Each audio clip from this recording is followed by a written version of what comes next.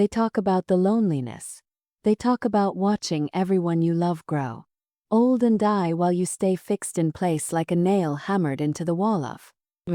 They talk about the hunger, the violence, the moral corrosion of needing to take something from the living in order to keep living yourself. They talk about all of that, and most of it is true, and none of it is the worst part. The worst part is the accounting. When you live forever, or close enough to forever that the difference stops mattering, time becomes the only currency that actually means anything. Not gold, not power, not influence or beauty or the fear you can manufacture in a room full of mortals just by walking in slowly. All of those things come and go. All of those things can be taken from you, rebuilt, lost again, rebuilt again. But time is different. Time is the one thing you cannot make more of, even when you are the kind of creature for whom time moves at a different pace than it does for everyone else. This is something the young ones never understand, and the old ones understand. So well they've stopped talking about it, and the ones in the middle, the ones who've been alive long enough to know what they have but not long enough to know what they'd be willing to give it up for, those are the dangerous ones. Those are the ones who make decisions in the dark that take decades to unravel. Callum Vael was 119 years old when he found out what had been decided for him. He looked 22. He felt about 45, which is the age at which most vampires settle into themselves. Old enough to stop being surprised by the world. Young enough to still find it occasionally interesting. He had been a vampire for 96 years, which in the context of the city of Vael Mor made him a child. A footnote. A minor character in a story whose main players had been running the same institutions for 4 or 5 centuries. He had been a minor character his entire existence. He would very soon become the only character who mattered. You need to understand the city before you can understand what happened in it. Vael Mor sits where a city has no business sitting, in a valley between 2 mountain ranges in a part of the world that most maps describe vaguely and most people never visit. It has been there in one form or another for roughly 800 years. The current incarnation, the towers, the underground markets, the elaborate network of covered walkways that allow movement between districts without exposure to open sky, was built over the course of the 16th and 17th centuries, when the population grew large enough that unregulated existence became impossible. Everything in Vael Mor runs on night. Not metaphorically, not poetically, literally. The city's entire economy, legal system, social structure, and architecture is organized around the singular fact that its inhabitants cannot tolerate sunlight. Night is not time of day in Vael Mor. It is a resource, a good, something that can be owned, allocated, traded, and this is the part that takes outsiders the longest to understand, borrowed. The system is called the Nocturne Exchange, and it works like this. Every vampire born or turned within the jurisdiction of Vael Mor is assigned, at the moment of their first registration, a ledger. The ledger tracks their nights, past and future. Each night that passes, lived in darkness as nature, and necessity intend, is recorded as a credit. But nights can also be transferred. A vampire who needs resources, power, protection, political favor, the resolution of a debt, can sell future nights from their ledger to another. In exchange, they receive whatever was negotiated. The catch, and it is a profound one, is what happens when the future nights run out. When your ledger reaches 0, when the last of your allocated nights has been spent or sold or borrowed against, the exchange does not protect you anymore. The city's infrastructure, its covered walkways and light blocking, shutters and carefully maintained schedule of artificial darkness, ceases to apply to your registration. You become, in the dry language of the exchange's founding charter, unhoused from the dark, which means the sun rises for you specifically, not for everyone, not even for the people standing next to you. The city's systems are precise enough. They were built to be over centuries of legal refinement, that the withdrawal of darkness can be targeted, localized. One vampire in a crowd of 1,000 can find themselves standing in full sunlight while everyone around them remains in shadow. It is, the architects of the system argued when it was first proposed in the year 1743, the most elegant enforcement mechanism ever devised. You cannot hide from it. You cannot negotiate with it once it begins. You simply run out of nights, and then the sun finds you. No one in living memory had ever actually let their ledger reach zero. The social stigma alone was considered sufficient deterrent.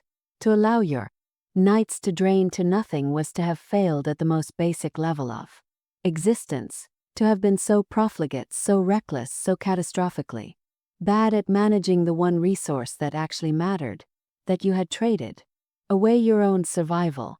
It simply wasn't done. Except Callum Vael would discover sometimes it was done to you. He found it on a Tuesday.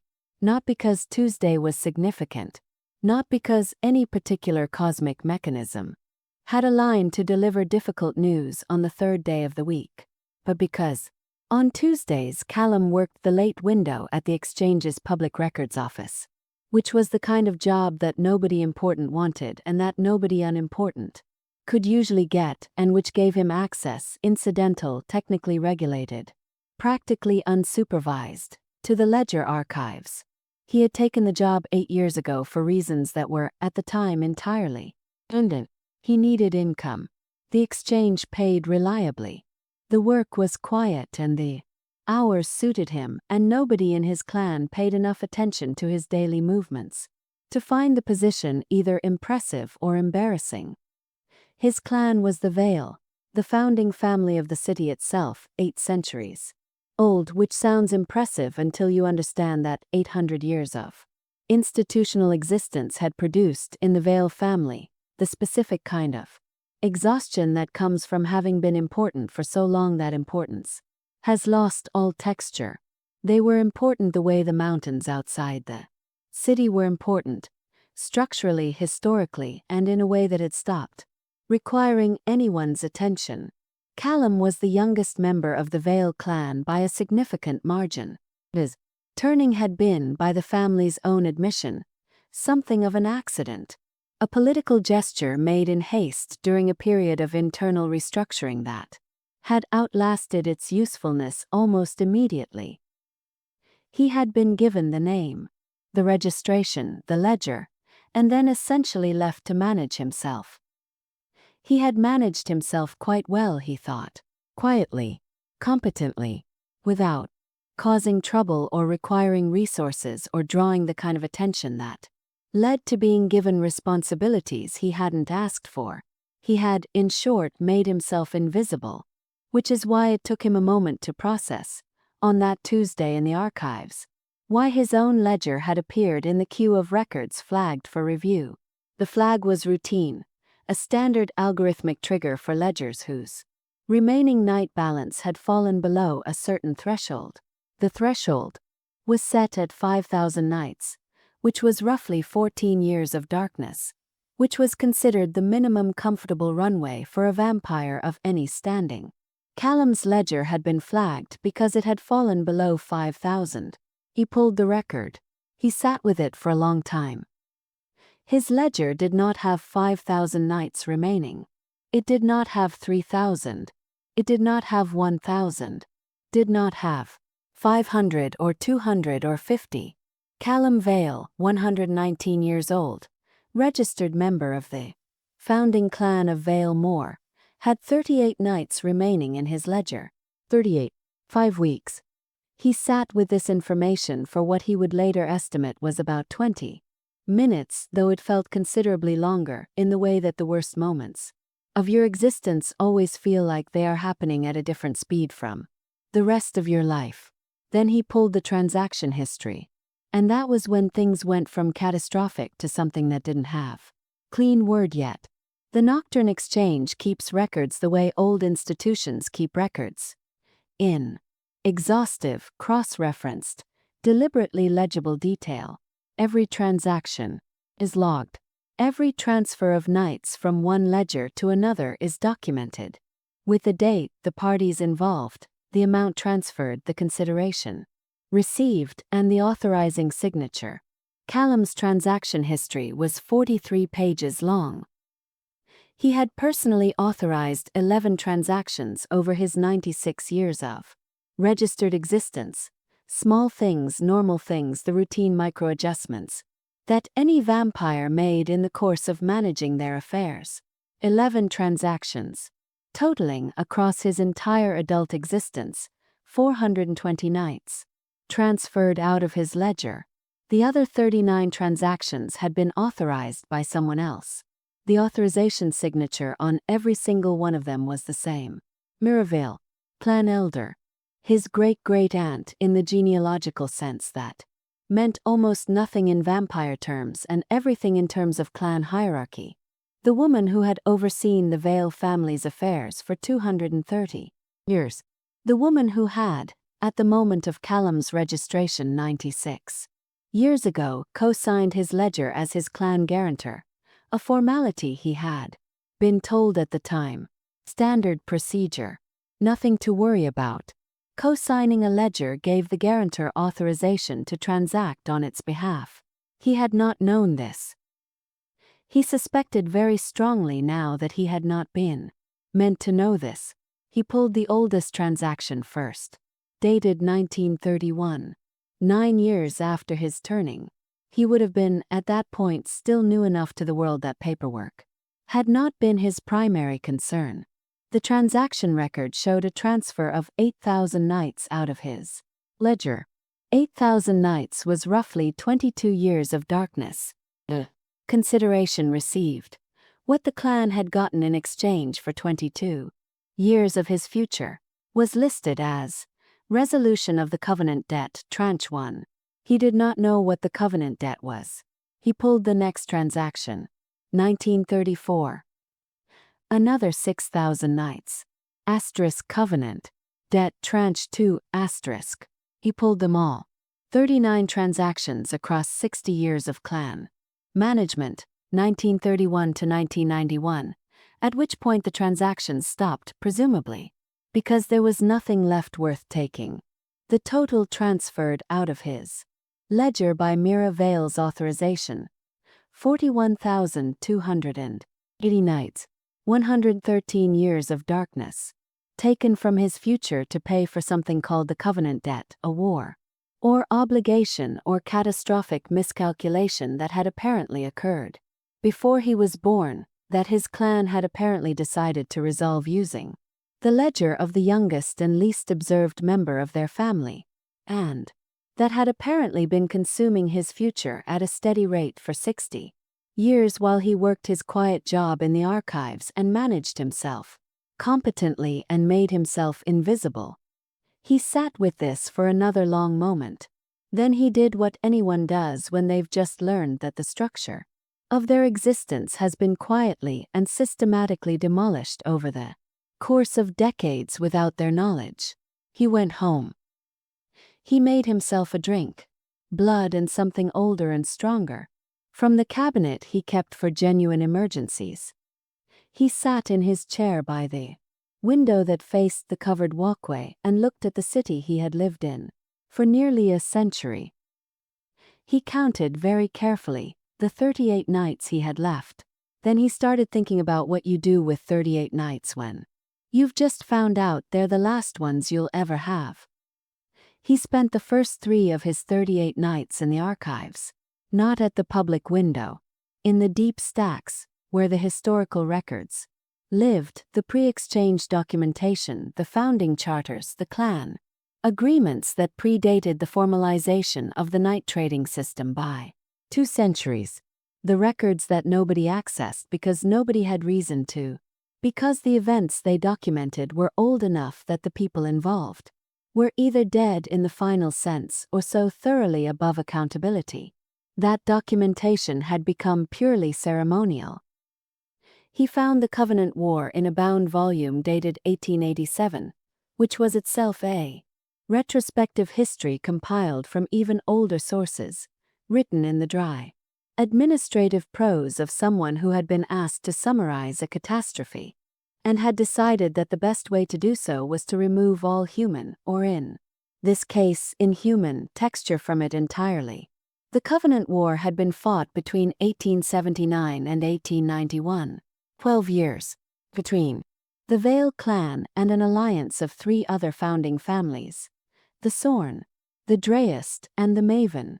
The cause, and here the administrative prose, became almost impressively evasive, was described as a dispute arising from the unequal application of the foundational compacts governing night allocation in the city's eastern districts, which, reading between the lines of 3 separate footnoted documents, meant the Vael family had been skimming the night trading system when it was first established in 1743, had designated the Vael clan as its administrators. Reasonable enough, it was their city, named for them, built on their land. They had held that administrative role for over 100 years before anyone noticed or was powerful enough to publicly allege that the administrative position came with certain advantages that had not been disclosed in the original compact. Specifically, the ability to charge invisible transaction fees, fractions of a night on every trade, accumulated over decades, quietly deposited into clan ledgers that were not subject to public audit. The 3 allied clans had discovered this, or more precisely had gathered enough evidence to act on what they had long suspected. In 1879, they had presented their findings to the Exchange's Governing Council. The council had ruled against the Vael, and the Vael, rather than accepting the ruling, had done what powerful old institutions do when confronted with accountability. They had decided to fight it. The Covenant War was not a war in the physical sense, mostly. It was a war of ledgers, of legal challenges, of economic pressure and political maneuvering, and the occasional, carefully deniable act of violence that left no documentation, but left its mark on the city's institutional memory all the same. It lasted 12 years. It consumed enormous resources on both sides. It ended in 1891 with the Vael clan's capitulation, a settlement agreement that required them to repay in full every night they had taken through unauthorized fees plus interest plus punitive damages, plus a restructuring of their administrative role that stripped them of most of the practical power they had accumulated. The total repayment obligation was listed in the settlement as 412,000 nights, roughly 1,120 years of darkness. The Vael clan had, at the time of the settlement, sufficient nights in their collective ledgers to cover perhaps a third of that obligation. The rest had to be sourced from somewhere. Callum found the answer in a supplementary document, a single page attached to the back of the settlement record, annotated in a handwriting he recognized as Mira Vael's. She had not changed her handwriting in 200 years.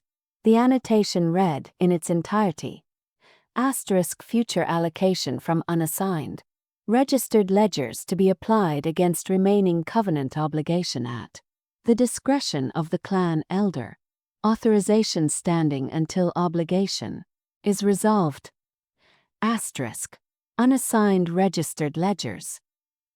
He had been registered in 1927. He had been 9 years old in vampire terms.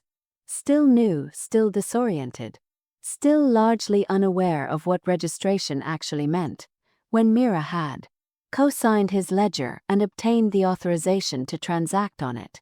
The covenant debt had been running since 1891. The clan had been paying it down for 36 years before he was registered. His ledger had apparently been. He searched for the right word and settled on convenient. Convenient enough to serve as a significant instrument for resolving what remained. He sat in the deep stacks with the bound volume open on his lap and tried to feel something clean about this. Anger maybe, outrage, the righteous clarity of someone who has been wronged and knows precisely how and by whom. What he felt instead was something considerably more complicated. He felt, underneath everything else, a tired and specific kind of recognition. He had made himself invisible. He had chosen smallness, chosen quiet, chosen the kind of existence that doesn't require anyone to account for it. The problem with making yourself invisible is that invisible things are very easy to use. He didn't go to Mira immediately. He spent 3 nights in the archives. He spent 2 more nights doing something he had never in his existence done. He called in every minor favor he had accumulated over 96 years of quiet competence, and he used those favors to get meetings with people who understood the exchange's legal architecture better than he did. A former exchange auditor named Pettis, who owed Callum a favor from a records dispute 8 years ago and who confirmed, with the specific regret of someone delivering news they knew would land badly, that co-signatory transaction authority was essentially unlimited under the 1743 Charter and had never been successfully challenged in court. A clan lawyer named Sorvain, technically employed by the Vael family but willing, for reasons of her own that she did not explain, to meet with Callum. Off the record, she told him that the settlement agreement's authorization clause had been tested twice in the intervening century and upheld both times. She also told him quietly as she was leaving that she was sorry and that she had wondered for a long time when someone would finally pull this thread. And a very old vampire named Gesson, former member of the exchange's governing council, retired from public life, living in a high apartment in the city's northern district, who had been on the council that ruled against the Vael in 1891 and who received Callum in a sitting room full of antique clocks, all of them running, none of them set to the same time, and who listened to everything Callum had to say without interrupting. When Callum finished, Gesson was quiet for a long moment. Then he said, "You're not the first." Callum looked at him. "There were 2 others," Gesson said. "Both Vael registrations from the early years of the debt. Both young, both unobserved, both co-signed by Mira before they understood what co-signing meant." He paused. "Both ledgers ran to 0. What happened to them?" Callum asked. Gesson looked at his clocks. "What happens to any vampire whose ledger reaches 0, he said. "The city stopped protecting them from the sun." The room was very quiet. "They didn't survive," Callum said. "Not a question." "They were not meant to," Gesson said. "I don't believe that was an explicit decision. I don't believe Mira Vael sat down and decided she was willing to kill 2 members of her own clan to resolve a financial obligation. Believe she made a series of smaller decisions, each one defensible in isolation, and she looked away from where they were leading. This is, in my experience, how most catastrophes happen. Not with malice, with inattention." He turned from the clocks and looked at Callum directly. "The difference," he said, "is that you found out before the ledger reached 0, which means you have something the others didn't." 35 nights, Callum said.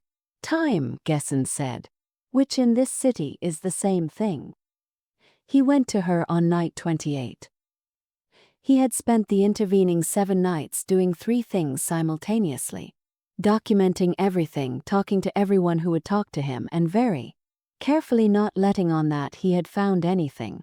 This last part was harder than it sounds.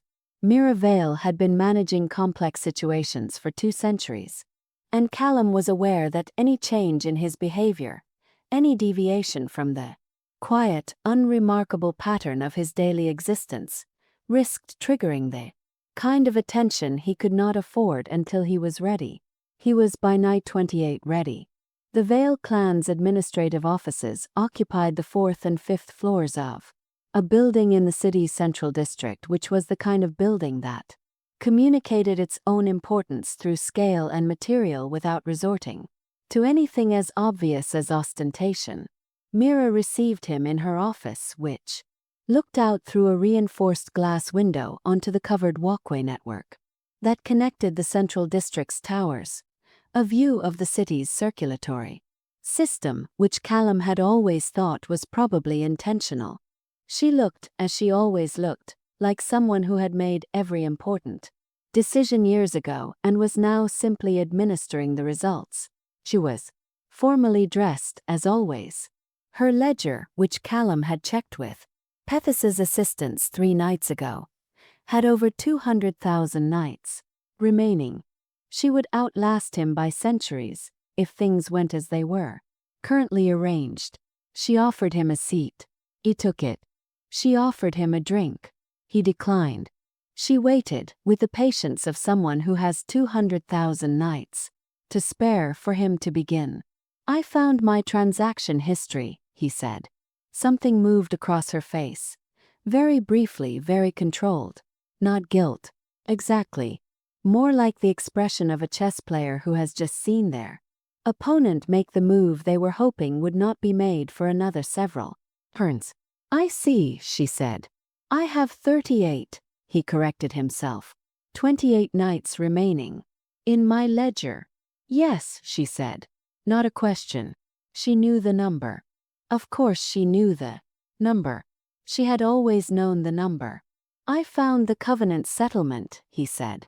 "I found the authorization clause. I found the other 2 ledgers you used before mine." This one landed differently. She was still controlled, still composed, but something shifted in the quality of her stillness. A very slight recalibration, like a gyroscope adjusting to a new weight. "What is it you want, Callum?" she said. "I want to understand," he said.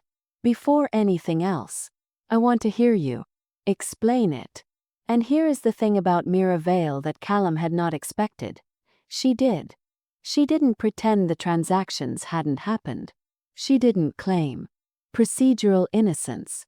She sat in her chair behind her desk with the city's circulatory system moving through the window behind her, and she explained it clearly, in the precise and measured tones of someone who had thought about this explanation for a long time and had decided that, when the moment came, honesty would serve better than deflection.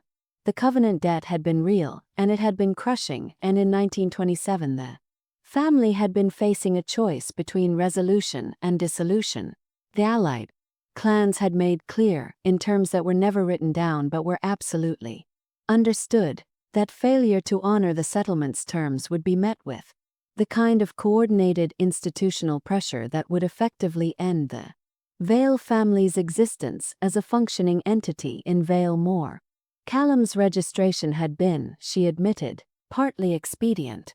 He was young, unconnected, unlikely to accumulate significant obligations of his own that would complicate the ledger's use as a debt instrument. The authorization she had obtained at co-signing had been, in her assessment, a reasonable precaution given the family's circumstances. She had, she said, expected the debt to be resolved before his ledger reached critically low level. The debt had not been resolved as quickly as anticipated. "And the 2 who came before me," he said, was the first real pause of the conversation. "They didn't come to me," she said. "By the time their ledgers were critically low, the circumstances were. They died," he said. "Yes," she said. "Because you used their nights to pay a debt they had nothing to do with," he said. "And when the nights ran out, the sun found them." She didn't answer, which was itself an answer. "I'm not going to do nothing," he said. "I didn't expect you would," she said. "If I had expected you to do nothing, I would not have arranged for this conversation to be as honest as it has been." He looked at her. "You knew I was coming. Sorvain told me you had met," she said. "Gesson sent a message through channels I won't disclose. And the archive's access logs which you accessed, in the deep stacks over 3 consecutive nights, are reviewed by my office on a weekly basis." She allowed herself something that was almost a smile. "You are competent, Callum. You always have been. I simply never gave you a reason to deploy it in a direction that concerned me. And now, she said, you have 28 nights, which is very little time. So perhaps you should tell me what you intend to do with it, and we can determine whether there is a version of events in which your interests and mine are not entirely opposed. Here is what Callum had built in the 7 nights between the archives and Myra's office. He had first documented everything: the full transaction history, the covenant settlement, the authorization clause, the records of the 2 previous ledgers that had been used and exhausted before his. He had copies in 3 locations, held by 3 individuals who had no connection to each other or to the Vael clan, with instructions to make the documentation public, to the Exchange's Governing Council, to the city's 3 major institutional archives, and to the representatives of the Sorn, Dreist, and Maven clans, if they did not hear from him personally within 48 hours. He had second made contact with the Governing Council directly, not to file a formal complaint, not yet, but to establish a line of communication. Exist in the Council's awareness, as a person with information rather than as a person in crisis. There was a difference. A person in crisis could be managed. A person with information had to be negotiated with. He had, third, located 11 other vampires in Vael Mor whose ledgers showed the same pattern as his clan co-signatories holding transaction authorization, night balances in unexplained decline, no personal record of the transactions. Responsible. Not all of them were Vael registrations. The practice of using co-signatory authorization to draw on junior ledgers was not, it turned out, unique to the Vael family's debt situation. It was a pattern. Old institutions with large obligations had been resolving those obligations quietly and at the expense of their smallest, most overlooked members for as long as the exchange had existed. He had, fourth, and this was the piece that had taken the most time and the most careful judgment, drafted a proposal, not a legal complaint, not a demand, proposal. He laid it out for Mira now, in her office with the city moving behind her. The proposal had 3 elements. The first, immediate suspension of all outstanding co-signatory transaction authorizations across all registered ledgers in Vael Mor, pending a review of the exchange's authorization policies. This would require a governing council vote, which he had reason to believe, based on 3 nights of very careful conversations, would pass. The second, establishment of a remediation fund, sourced from the institutional ledgers of any clan found to have drawn on co-signatory authorization without the primary holder's explicit knowledge and consent, to be used to restore night balances to affected ledgers. The Vael clan's contribution to this fund would be substantial. The third, Callum's own ledger to be restored to a minimum viable balance of 10,000 nights, roughly 27 years, as an immediate good faith action to be taken within 48 hours. Mira listened to all of this. She asked 3 questions, technical ones about the Governing Council's procedural requirements and the remediation fund's structure, which told him she was engaging with the proposal as a real possibility rather than looking for reasons to dismiss it. Then she said, "And if I refuse?" "Then in 49 hours, Callum said, "everyone in this city who should have known about the Covenant debts resolution mechanism will know about it, including the allied clans, who I believe still have standing to reopen the settlement on grounds of ongoing non-compliance." Mira was quiet for a long time. Outside, the city moved. Vampires crossed the covered walkways between towers. The exchange's night clock, visible from the window as a pale disk mounted on the central district's highest tower, marked the passing hours with the indifferent precision of a system that had been running for centuries and intended to keep running for centuries more. "The remediation fund will take time to capitalize," Mira said finally. Governing council process will take time. 48 hours is not sufficient for your ledger's restoration if we are doing this through proper channels. I know, Callum said, which is why I'm asking you to transfer the nights directly from your personal ledger tonight.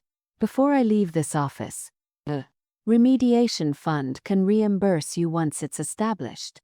Another silence. You're asking me to give you 27 years of my darkness, she said. I'm asking you to give back 27 years of mine, he said. She looked at him for a long time. He held the look. He had not, until this week, been someone who held difficult looks from powerful people. He was finding that it was mostly a matter of deciding to. All right, Mira said. All right. The governing council passed the authorization suspension 6 nights later.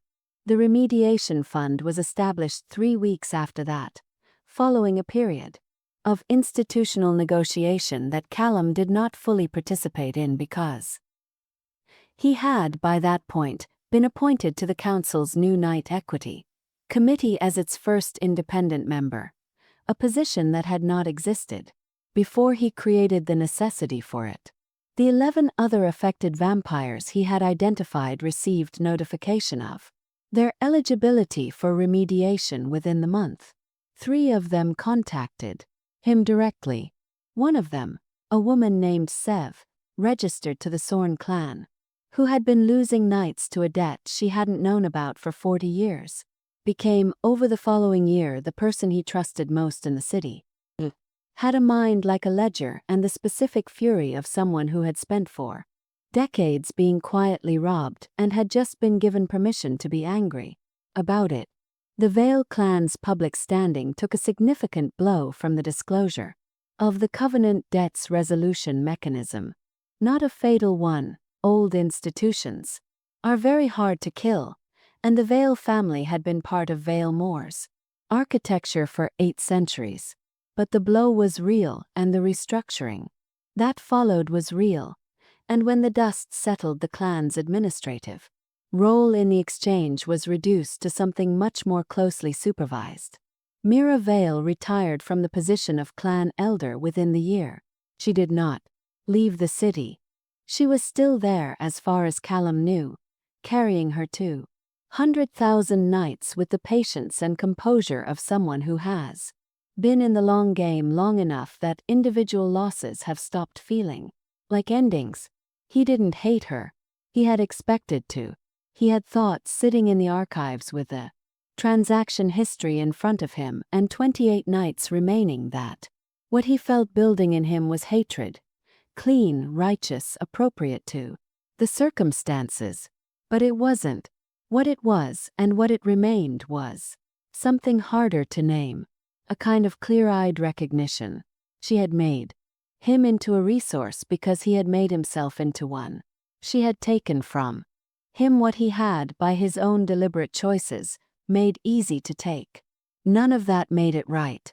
It made it explicable, which is a different thing, and sometimes a more useful one. His ledger, as of the end of that year, showed 11,240 nights, 31 years of darkness. Returned, restored, his earned back, not through violence or political maneuvering of the kind he didn't have the temperament for, but through documentation and persistence and the willingness to be visible at the moment when visibility was the most frightening option available. He sat in his apartment on the last night of that year, still the same apartment, still the chair by the window that faced the covered walkway, and thought about what you do with 31 years of darkness. In practical terms, whatever you want. That was the point of the exchange, the point of the whole system. Nights were freedom, nights were time, nights were the space in which existence unfolded and choices were made and things were built or destroyed or simply lived in. He thought about Gessen's sitting room full of clocks, all running, none set to the same time. He had asked Gessen about it once during one of the several conversations they had in the months following the council's authorization suspension. Gessen had said that he kept them that way because he had found, over 5 centuries of existence, that the most dangerous thing an immortal could do was become convinced that their internal sense of time was the correct one. The clocks that disagreed with each other were a reminder that time was Not singular or objective. It was local, personal.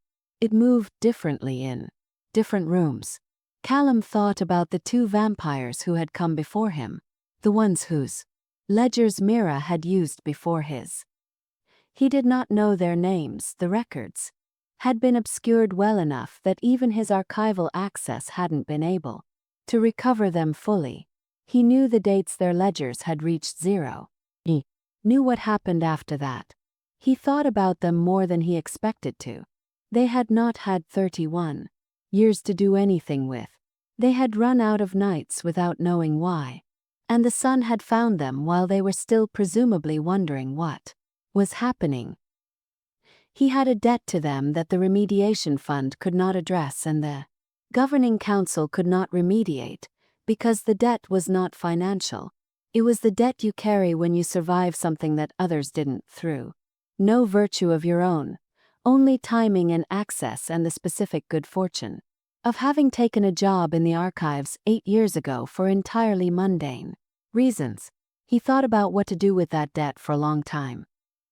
He was still thinking about it when, the following week, a young vampire appeared at the Night Equity Committee's new public inquiry window, the one Callum had recommended establishing over significant institutional resistance for exactly this purpose, and presented a set of transaction records showing a pattern he recognized immediately. She was 80 years old. She looked 17. Her clan co-signatory had been drawing on her ledger for 50 years. She had 412 nights remaining, just over a year. She had found out 2 days ago. She was terrified, the specific terror of someone who has just discovered that the floor they have been standing on for their entire existence is not solid, was never solid, and has been slowly giving way beneath them while they went about their life. Callum looked at her across the inquiry window. He thought about a Tuesday in the archives, and a ledger with 38 nights, and the 20 minutes he had sat with that information before deciding what to do with it. "Sit down," he said. "We have time. Let me show you what you're looking at. And then let's figure out what comes next." She sat. He pulled her transaction history.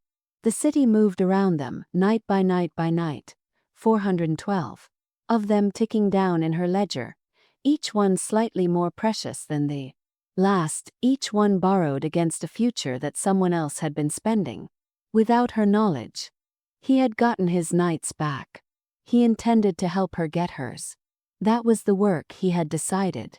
Not the legislation, not the committee, not the institutional reform that he would continue to push for and that would continue to be slow and incremental and resistant in the way all institutional reform is resistant.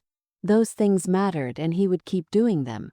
But the work, the actual work, the thing that happened in a room between two people where one of them was frightened and the other had been frightened in the same way and had come through it, that was different. That was the thing that the system couldn't do for you, because systems are good at categories and rules, and she was not a category. She was a person who had just found out that her future had been spent without her consent, and she needed someone to sit across from her and say, "I know exactly what this looks like. I know what you're feeling. And I need you to understand that you have more time than you think, and that time is enough, and that we are going to figure out what to do with it." He was 122 years old. He had 11,000 nights. He had, he thought, just figured out what he was for.